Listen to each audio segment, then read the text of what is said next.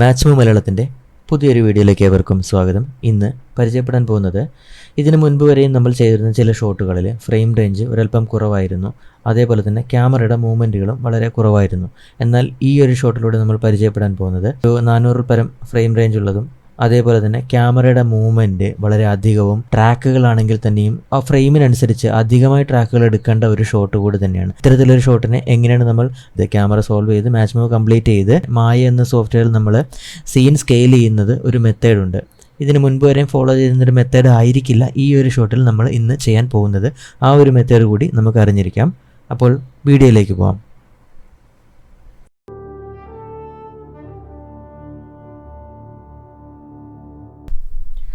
Okay, നമ്മളിപ്പോൾ ഇവിടെ footage load ചെയ്ത ശേഷം മറ്റു ക്യാമറ സെറ്റിങ്സുകളെല്ലാം നൽകി ഡയറക്റ്റായിട്ട് 2D ട്രാക്കിങ്ങിലേക്കാണ് പോയിരിക്കുന്നത്. മുൻപുള്ള വീഡിയോകളിൽ നമ്മളിത് പരിചയപ്പെടുത്തിയിട്ടുള്ളത് കൊണ്ടാണ് വീണ്ടും അത് ആവർത്തിക്കാത്തതിന് കാരണം. അപ്പോൾ നമുക്ക് 2D ട്രാക്കിങ് കംപ്ലീറ്റ് ആവുന്നവരെ ഒന്ന് വെയിറ്റ് ചെയ്യാം.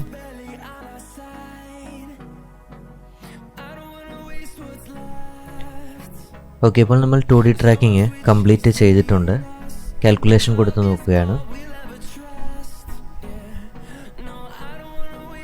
ഓക്കെ, നമുക്കൊരു ഡീവിയേഷൻ ഇവിടെ ലഭിച്ചിട്ടുണ്ട്.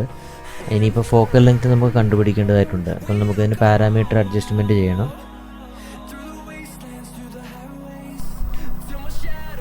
ഓക്കെ, നമ്മൾ പാരാമീറ്റർ അഡ്ജസ്റ്റ്മെൻറ്റ് ചെയ്ത ശേഷം കാൽക്കുലേഷൻ കൊടുത്ത് നൽകുമ്പോൾ നമുക്ക് ഇവിടെ ഫോക്കൽ ലെങ്ത് ലഭ്യമായിട്ടുണ്ട്. അതേപോലെ തന്നെ ഡിസ്റ്റോർഷനും നമുക്ക് അഡ്ജസ്റ്റ് ചെയ്ത് കിട്ടിയിട്ടുണ്ട്.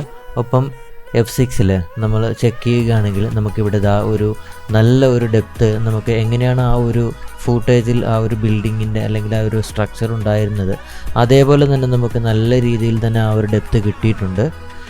ചെക്ക് ചെയ്യാൻ നമുക്ക് ഗ്രൗണ്ടിലെ ട്രാക്കുകൾ നോക്കിയാലും അതേപോലെ തന്നെ ആ ഒരു സൈഡിൽ വിൻഡോസിൻ്റെ സൈഡുകളും അതേപോലെ തന്നെ പില്ലറിൻ്റെ സൈഡുകളും നമുക്ക് മാക്സിമം ട്രാക്കുകൾ എടുക്കുന്ന അനുസരിച്ചാണ് ഇവ കിട്ടുക. നമുക്കിപ്പോൾ ഇതിനെ മായയിലേക്ക് നമുക്കൊന്ന് എക്സ്പോർട്ട് ചെയ്യാം. അതിനായി നമുക്ക് മെൽ ഫയലായിട്ട് എക്സ്പോർട്ട് ചെയ്യേണ്ടതായിട്ടുണ്ട്. മായ സോഫ്റ്റ്വെയറിലേക്ക് മെൽ ഫയൽ നമ്മൾ ഇമ്പോർട്ട് ചെയ്തിരിക്കുകയാണ്. ക്യാമറ ഇമ്പോർട്ട് ചെയ്ത ശേഷം ഒരു ക്യാരക്ടറിനെ ഇമ്പോർട്ട് ചെയ്തിരിക്കുന്നു. ശേഷം നമ്മൾ ആ ഒരു ഗ്രിഡ് ഇരിക്കുന്ന പ്ലേസിലേക്ക് തന്നെ നമ്മളൊരു ആ ഒരു ഗ്രൗണ്ട് കറക്റ്റായിട്ട് അറിയുവാനായിട്ട് മെഷ് ഒന്ന് ക്രിയേറ്റ് ചെയ്തിട്ടുണ്ട്, ഒരു പ്ലെയിൻ ക്രിയേറ്റ് ചെയ്തിട്ടുണ്ട്. ക്യാരക്ടറിനെയും പ്ലെയിനെയും സെലക്ട് ചെയ്ത ശേഷം നമ്മളൊരു മെറ്റീരിയൽ കൊടുക്കുകയാണ്. വിസിബിലിറ്റി കുറച്ചുകൂടെ നമുക്ക് ലഭ്യമാകാൻ വേണ്ടിയിട്ടാണ്. ഓക്കെ, യൂസ് ബാക്ക്ഗ്രൗണ്ട് എന്ന മെറ്റീരിയൽ നമ്മൾ കൊടുത്തിരിക്കുകയാണ്. ശേഷം ക്യാരക്ടറിനെ നമ്മൾ സെലക്ട് ചെയ്യുകയാണ്. സെലക്ട് ചെയ്തിട്ട് ഒരു ഗ്രൂപ്പിലേക്ക് ആഡ് ചെയ്തിരിക്കുന്നു. ഒരു കളർ കൊടുക്കുകയാണ്. ഗ്രൗണ്ടിനെ സെലക്ട് ചെയ്ത് ഒരു ലെയർ ക്രിയേറ്റ് ചെയ്ത ശേഷം ലെയറിലേക്ക് നമ്മൾ റെഡ് കളർ കുറച്ചുകൂടെ വിസിബിലിറ്റിക്ക് വേണ്ടിയിട്ടാണ്. ലൊക്കേറ്റർസിനെയും സെലക്ട് ചെയ്ത ശേഷം ഒരു ലെയറിലേക്ക് ആഡ് ചെയ്തു വൈറ്റ് കളർ കൊടുത്തു. ഓക്കെ,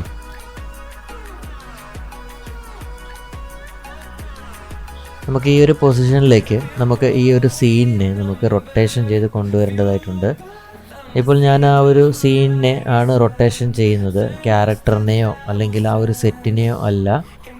ഔട്ട്ലൈനറിൽ ചെക്ക് ചെയ്ത് കഴിഞ്ഞാൽ നമുക്കറിയാൻ സാധിക്കും നമ്മൾ ഏതാണ് സെലക്ട് ചെയ്ത് റൊട്ടേഷൻ ചെയ്യുന്നതെന്നും അതേപോലെ തന്നെ റൊട്ടേറ്റ് ആവുന്നത് ഏതാണെന്നും. ആ ഗ്രൗണ്ടിനെയോ ക്യാരക്ടറിനെയോ അല്ല. നമുക്ക് ക്യാമറയിൽ അത് റൊട്ടേഷൻ ആവുന്നത് കൊണ്ട് നമുക്ക് ഒരുപക്ഷെ തോന്നാം ക്യാരക്ടർ ആവണം മൂവ് ആവുന്നതെന്നോ അല്ലെങ്കിൽ ആ ഗ്രൗണ്ടാണ് മൂവ് ആവുന്നതെന്നോ. സീൻ തന്നെയാണ് മൂവ് ആവുന്നത്. ഞാനിവിടെ ഡ്യൂപ്ലിക്കേറ്റ് എടുത്തിരിക്കുകയാണ്. ആ ഗ്രൗണ്ടിനെ ഡ്യൂപ്ലിക്കേറ്റ് എടുത്ത ശേഷം ഒന്ന് റൊട്ടേഷൻ ചെയ്ത് കൊണ്ടുവന്നിരിക്കുന്നു. സൈഡ് വാള് വെക്കുവാനായിട്ടായിരുന്നു.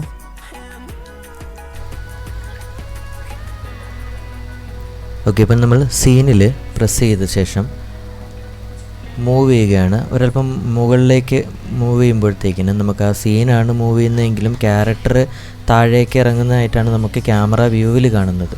ഓക്കെ, അപ്പോൾ ക്യാരക്ടറിനെയും സെറ്റിനെയും എല്ലാം നമ്മൾ മൂവ് ചെയ്യുന്നത് പ്രത്യേകം ശ്രദ്ധിക്കുക. സീനാണ് മൂവ് ചെയ്യുന്നത്. സീനിൽ തന്നെ നമ്മൾ ആ ക്യാരക്ടറിനെ മാച്ച് ചെയ്യുകയാണ്. ഓക്കെ, ആ ക്യാരക്ടറിൻ്റെ ആ ഒരു ഹൈറ്റ്, ആ ഒരു ഷോൾഡർ ലെവലിൽ ആ ഒരു ഹിപ്പ് സൈസൊക്കെ നമ്മളൊന്ന് മാച്ച് ചെയ്യുകയാണ്. ഓൾമോസ്റ്റ് ആ ഒരു പൊസിഷനിലേക്ക് കൊണ്ടുവരികയാണ്. ഓക്കെ, അത് മാച്ച് ചെയ്ത ശേഷം നമ്മൾ വീണ്ടും ആ സീനിനെ സെലക്ട് ചെയ്യുന്നു.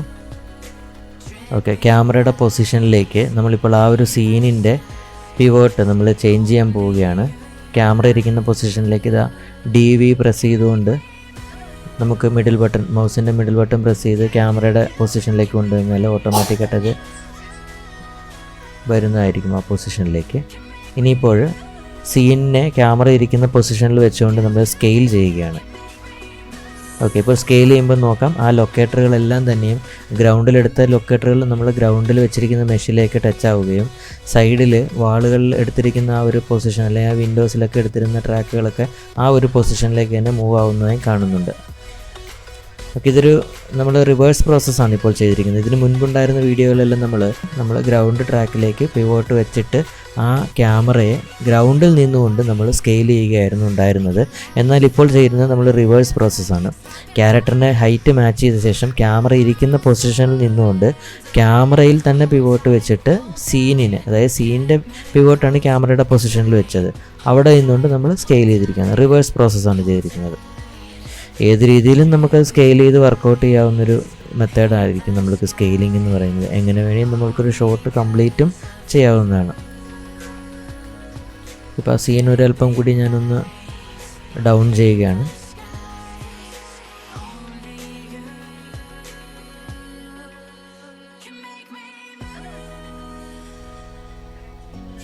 ഓക്കെ, ഞാനിപ്പോൾ ഈ ഒരു പൊസിഷനിൽ മാച്ച് ചെയ്തപ്പോഴാണ് എനിക്ക് ആ ഒരു ഗ്രൗണ്ടിൻ്റെ എഡ്ജും ആ ഒരു ഭിത്തി അല്ലെങ്കിൽ ആ ഒരു വിൻഡോ ഒക്കെ വരുന്ന ആ ഏരിയയിലേക്കുള്ള ആ ജോയിൻ്റ് ഒരു പൊസിഷനിലേക്ക് നമുക്ക് കൊണ്ടുവരാൻ സാധിക്കുന്നത്. അപ്പോൾ ക്യാരക്ടർ ഇവിടെ ഇറങ്ങി നിൽക്കുന്നതായി കാണുന്നുണ്ട്, ഹൈറ്റ് വേരിയേഷൻ വന്നിട്ടുണ്ട്.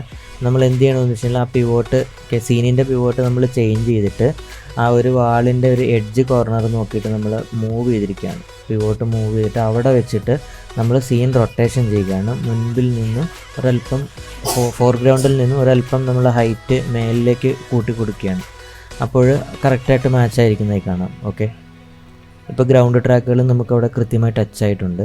ഇനിയിപ്പോൾ നമുക്ക് സൈഡ് വാൾ മാത്രമാണ് ഒന്ന് ഒരുവിധം നല്ല രീതിയിൽ ടച്ച് ചെയ്യേണ്ടതായിട്ട് വരുന്നത്.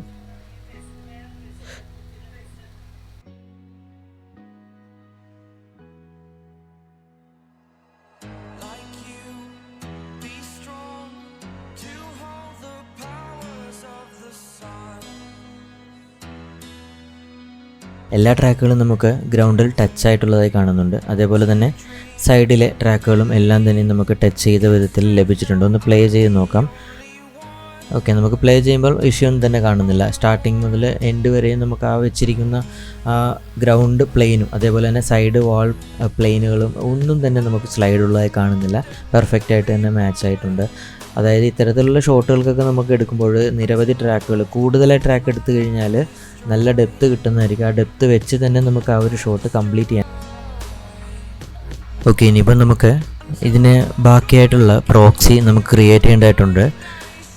എക്സ്റ്റെൻഡ് ചെയ്ത് നമ്മൾ എടുക്കുകയാണ്. അതേപോലെ തന്നെ നമ്മൾ ആ ഒരു ഗ്രൗണ്ട് മെഷിനെ സെലക്ട് ചെയ്ത് ഡ്യൂപ്ലിക്കേറ്റ് എടുത്ത് സൈഡിലേക്ക് വെച്ചു. ഓക്കെ, പ്ലേ ചെയ്ത് നോക്കുന്നു. ഇഷ്യൂ ഒന്നും തന്നെ ഇല്ല. നമുക്ക് കറക്റ്റായിട്ട് ട്രാക്കുകളുള്ളത് കൊണ്ട് പ്രശ്നമൊന്നും തന്നെ ഉണ്ടാവില്ല. എന്നാലും ചെക്ക് ചെയ്യുകയാണ്.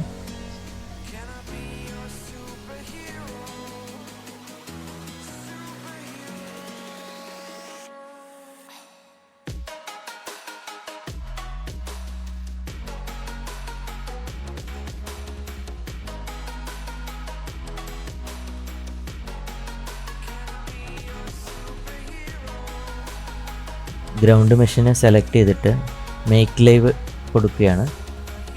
ശേഷം ഒരു ബോക്സ് ക്രിയേറ്റ് ചെയ്ത് ബോക്സിനെ ഗ്രൗണ്ടിൽ സ്നാപ്പ് ചെയ്ത ശേഷം ഓക്കെ മെറ്റീരിയലൊന്ന് ആഡ് ചെയ്തു. ആ ഒരു ഗ്രൗണ്ടിലെടുത്ത ട്രാക്കിൻ്റെ ആ ഒരു ലൊക്കേറ്ററിലേക്ക് സ്നാപ്പ് ചെയ്തു. വീണ്ടും സ്നാപ്പ് ചെയ്ത ശേഷം സ്കെയിൽ ചെയ്യുകയാണ്. കറക്റ്റായിട്ട് നമുക്കിനി ആ ഒരു മൊത്തത്തിലുള്ള ഒരു അസറ്റുകളൊക്കെ നമുക്ക് ക്രിയേറ്റ് ചെയ്യേണ്ടതായിട്ടുണ്ട്. ആ പില്ലറിനനുസരിച്ചിട്ട് കൃത്യമായ സൈസ് നമുക്ക് വെച്ച് കൊടുക്കുന്നു. ടച്ച് ആവുന്ന രീതിയിൽ തന്നെ, ആ ലൊക്കേറ്ററിൽ ടച്ച് ആവുന്ന രീതിയിൽ തന്നെയാണ് വെച്ചിരിക്കുന്നത്. ഓക്കെ, പ്രശ്നമൊന്നും തന്നെയില്ല. ഈ രീതിയിൽ നമുക്ക് മറ്റുള്ള പില്ലറുകളും ഇനി ഈ രീതിയിൽ തന്നെ സ്നാപ്പ് ചെയ്ത് ക്രിയേറ്റ് ചെയ്യേണ്ടതായിട്ടുണ്ട്.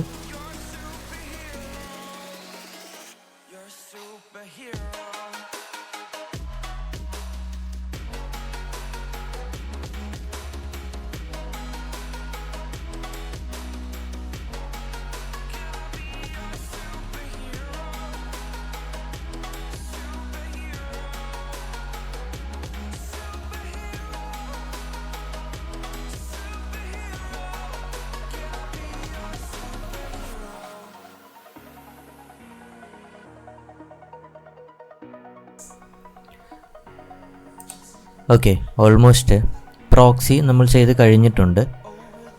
ജസ്റ്റ് ഒന്ന് പ്ലേ ചെയ്ത് നോക്കാം.